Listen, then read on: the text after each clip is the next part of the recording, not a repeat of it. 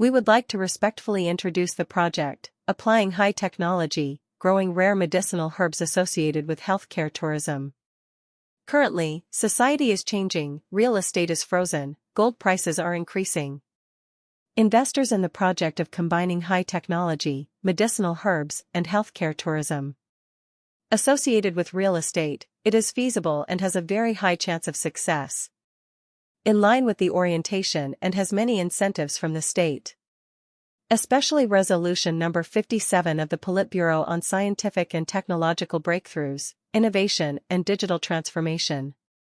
Dr. Nguyen Trong Nguyen, with 25 years of working in state agencies, has knowledge and experience in presiding over and advising on the implementation of important tasks of the industry.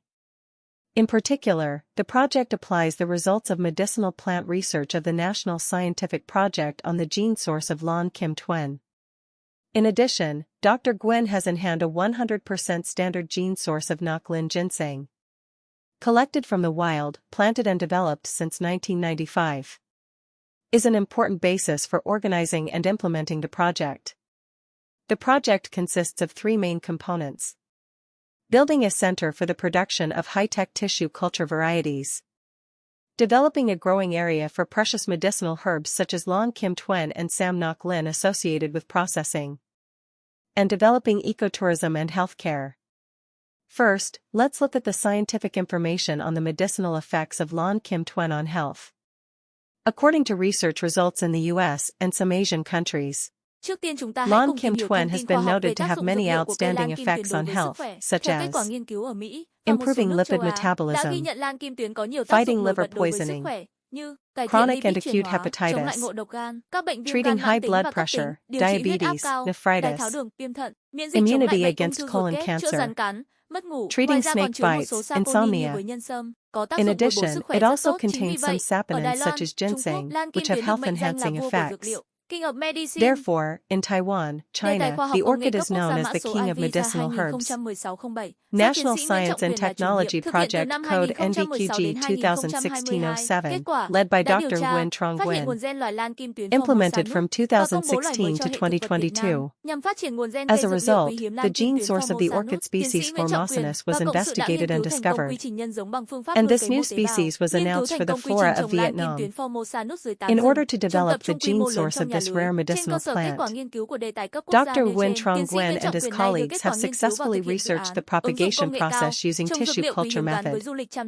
Successfully researched the process of growing orchids of the genus Formosanus under the forest canopy and concentrated in greenhouses. And now, Dr. Nguyen Trong Nguyen has applied the results of this research to implement the project. Along with developing the raw material area of orchids, the project is building a Ngoc Linh ginseng parent garden. The purpose is to collect seeds to grow seedlings to develop the Ngoc Linh ginseng raw material area. Currently, relatives of Dr. Nguyen Trong Nguyen own the Ngoc Linh ginseng garden, planted since 1995 to present, ensuring 100% standard gene source.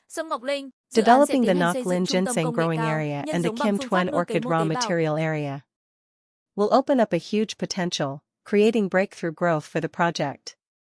Application of biotechnology and high-tech agriculture is an inevitable trend in countries with developed economies and science, because it has many outstanding advantages, in which raw material area. It is the key to being able to breed in large quantities to meet the needs of concentrated cultivation. The ability to provide seedlings all year round regardless of the season.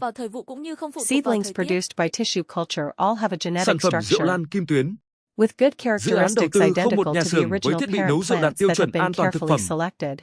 Sản xuất rượu thủ công theo phương pháp truyền thống ngàn năm của dân tộc Việt Nam. Helping to produce Nguyên liệu millions đưa vào of sản xuất seedlings, rượu được kiểm soát chặt chẽ. ensuring the Vùng nguyên quality liệu of do dự án standard tự trồng khép seedlings kín is theo chuỗi, uniform, quy trình sạch disease-free, áp dụng hữu and has cơ. standard genetic Với resources. bí quyết quy trình ngâm ủ khử This triệt is để very aldehyde important for và medicinal methanol. plants. Rượu To tiếp tục develop được the ngâm raw ủ với dược material liệu lan area kim of tuyến, orchid Kim sâm Tuen, ngọc linh. Ngoc Linh ginseng, Nhờ đó sẽ tạo the ra những project giọt will rượu build vô a cùng quý high-tech giá. center. Tạo thêm dòng rượu Propagation lan by kim tissue tuyến cao culture cấp hướng đến method, đạt tiêu with chuẩn a scale of OCOP 5 3 to sao 5 million plants và nằm year. trong top quốc tử Việt Nam. With the number of Cùng seedlings với nhà máy produced by sản the xuất tissue rượu, culture dự án center, xây dựng hầm rượu. part of the project Ngoài is ngâm ủ rượu arranged to còn grow khai thác phát according to triển the du lịch, traditional method under the quảng bá forest sản phẩm canopy. rượu lan kim tuyến. And in Sâm ngọc linh. greenhouses, net houses Đây apply sẽ là điểm organic đến lý tưởng cho processes. du khách. In Du khách addition, có thể the thưởng thức project rượu will với build ẩm a thực dược liệu high-tech tinh hoa, 4.0 facility to vừa thư grow thái tâm orchid hồn, kim twin vừa and thưởng thức Noklin bữa tiệc hòa ginseng. cùng thiên nhiên. With this high-tech Và sau đó model, là it rất tốt helps cho sức control khỏe. 100% of Đây là một xu materials, hướng du lịch tất yếu thời fertilizers, gian and tới. irrigation water. Dòng sản phẩm thứ hai là thực phẩm chức Especially, năng no sản xuất từ lan pesticides kim are tuyến, used, helping sâm to ngọc meet linh organic standards. và một số dược liệu And quý the của most Việt Nam stringent standards for growing có tác medicinal dụng hỗ trợ phòng plants. chống ung thư, giúp This tăng lực, high-tech giải facility rượu, can grow chữa plants ho, all year xương round khớp. regardless of season Lan and kim weather. tuyến và sâm ngọc linh có From chứa the nhiều hoạt third chất year quý, onwards, có the tác dụng rõ project rệt can với sức produce khỏe. about 1 million products Đã of được all nhiều công kinds trình each khoa học year, nghiên cứu, such as chứng minh. Lawn Kim Đây Twin là wine những sản phẩm product. có sức cạnh tranh và nhu The cầu rất cao project của xã hội. invests in Zero One Dòng factory sản with phẩm thứ ba winemaking equipment là that trà meets dược food liệu lan safety kim tuyến, standards. sâm ngọc linh. Handcrafted wine Xu hướng sử production dụng according trà to the dược liệu ngày một 1,000-year-old trở nên xa traditional xỉ. method of the Vietnamese Thông qua people. văn hóa uống trà giúp The tạo raw nên phong cách hưởng materials thụ, used for wine production sang are trọng strictly và mang lại sức controlled. khỏe. The raw material Trà area giúp is làm quà grown by biếu the cho đối tác, project in a tiếp closed đối tác chain. làm ăn, The clean khách quý, process applies organic. tạo nên sự thành công With the trong cuộc secret of sống. the soaking and Trà fermentation lan kim tuyến process kết to hợp với thoroughly sâm ngọc remove linh có tiềm aldehyde and năng rất lớn methanol. The và wine khả năng vươn continues mạnh to ra be quốc soaked tế. with medicinal herbs Lawn Kim Twin and Sam Ngoc Linh.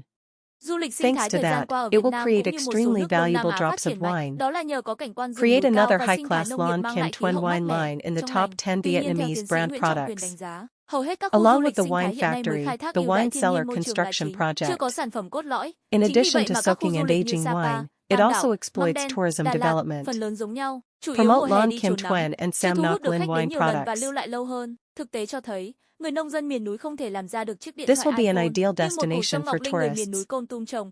Có thể mua Tourists được can điện thoại enjoy iPhone wine đời with mới nhất, culinary dược liệu quý herbs. mang lại giá trị kinh tế rất Relax cao, your nhưng soul, để trồng được enjoy nó a cần điều party kiện in môi harmony trường phù with hợp. Trong nature. tự nhiên chủ yếu ở các đỉnh núi And then cao, it is very hết sức good khắc for nghiệt, your health. người dân rất khó có thể trồng được. This is an Bởi khó khăn inevitable về đầu tư tourism ban đầu, trend in the kỹ thuật và future. nguồn giống. Tiến sĩ The Nguyễn Trọng second Quyền với kiến product thức tổng line hợp is chuyên gia nông functional nghiệp, foods khoa học produced công from nghệ, Lawn cùng với Kim kinh nghiệm Twin and 25 Sam năm Ngoc công tác nhà Linh, nước và hiểu biết về văn and hóa some vùng đồng precious bào dân tộc medicinal miền herbs núi, of có thể phát Vietnam, huy biến khó khăn hạn chế của has the vùng núi bao effect of hoang vu trở supporting nên đặc biệt cancer giá trị. prevention, Thông qua việc phát helping triển to vùng trồng increase cây dược liệu strength, quý, sản xuất detoxify các sản phẩm alcohol, tốt cho sức treat khỏe con người, coughs, chúng ta and chỉ cần bones đầu and tư một chút joints. hạ tầng có thể tạo nên một điểm Lawn đến lý Kim tưởng. Twin and Du khách Sam khi Ngoc đến đây sẽ Linh không những được contain nghỉ many dưỡng, valuable thư giãn, active mà còn ingredients, được nâng cao which have sức khỏe, clear chữa effects lành on bệnh health. tật. Many Nhờ thưởng thức scientific ẩm thực kết studies hợp have với been cây thuốc conducted and và tâm hồn proven. được thư thái, từ những These cốt are lõi trên products with high sẽ tạo ra một khu competitiveness du lịch and khác biệt, demand in đẳng cấp và society. giá trị, không những là The bất động third sản nghỉ product dưỡng, line is mà hơn Lawn thế Kim nữa nó còn Twin tạo and ra giá Sam trị Ngoc có Linh tốc độ phi medicinal mãi nhờ tea. sản phẩm dược liệu quý. The Trong trend hợp of phần phát using triển du lịch medicinal sinh thái tea nghỉ is dưỡng, becoming tiến sĩ more Nguyễn and Trọng more Quyền đề xuất một chính luxurious. sách ưu việt cho nhà đầu tư Through the cá mập, culture of đó là ngoài drinking sở hữu cổ tea, đông it sáng helps lập, create a chia cổ style tức of hàng năm, enjoyment. sẽ bố trí một lô đất sổ đỏ riêng đến Luxurious tên and chính brings chủ nhà health. đầu tư và xây lên căn biệt Tea thự nghỉ helps to dưỡng. give Mục gifts đích to để tạo partners, tâm lý to yên tâm receive cho nhà đầu business tư dù có partners, bất cứ and rủi ro gì, distinguished khi đã có sở guests, hữu bất động sản nghỉ dưỡng ở khu creating du lịch đẳng cấp success in Sapa. life. Tuy nhiên lĩnh vực Lawn dược liệu, Kim Twin cả tea hiện tại và combined trong with tương Sam lai, Ngoc luôn Linh nằm has trong great top đầu về tiềm potential năng đầu tư và tạo ra tăng and the trưởng đột ability phá. to Vì expand vậy, bất cứ nhà internationally. đầu tư nào nếu có duyên, Thanks to bắt tay enjoying hợp tác developing với tiến sĩ strong Nguyễn with Trọng Quyền, Vietnam as đầu well tư as phát some triển dược liệu Southeast quý, Asian nhất là countries những in dược liệu có recent tác dụng times. From the phòng và above chữa trị được core, bệnh ung that thư. is Khi thanks to không the bao giờ high phải and lo rủi valuable ro về forest tài area chính. and agricultural ecology that brings a Not cool, only is it a fresh resort climate, real estate, but more than However, that, it according also to Dr. creates Nguyen value Trong at a Nguyen's rapid assessment, pace thanks to precious medicinal most of the current products. ecotourism areas In the are mainly component of exploiting the developing advantages of ecotourism natural resorts. environment. Dr. There Nguyen is no Trong core Nguyen product. proposed a That's why superior tourist policy areas for such such as investors, Sapa, Tam Dao, that Nang is, Den, in addition Dalat, to owning founding are shareholders, mostly the annual same. dividends. Mainly in the Will summer, arrange a they go to the 300 square sun, meters not plot of attracting land many with a visitors separate and red staying book in the name longer. of the investor and In build a reality, resort villa. mountain farmers cannot The make a purpose mobile is to farm.